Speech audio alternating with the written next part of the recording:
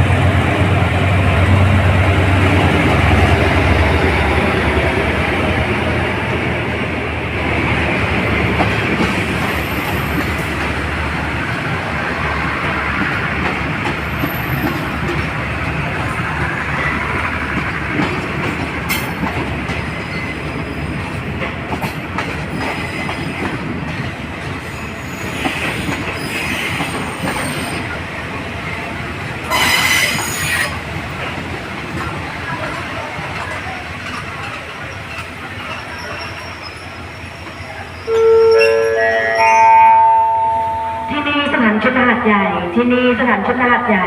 ท่านผู้โดยสารที่มีความประสงค์ที่จะลงที่สถานชุดหาดใหญ่แต่เมื่อจะลงจากขบวนรถโดยจะดูสิ่งของและสัมภาระของท่านที่นำติดตัวมานำลงให้ถูกต้องและครบถ้วนด้วยค่ะ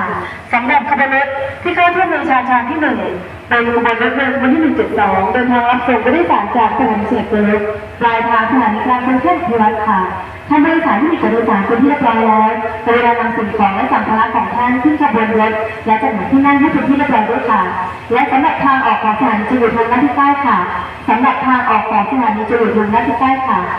Attention please, the ready train number 172 concept route to the Direct Center Terminal. Passenger to Thai by the train. Please, board platform number 1. Thank you.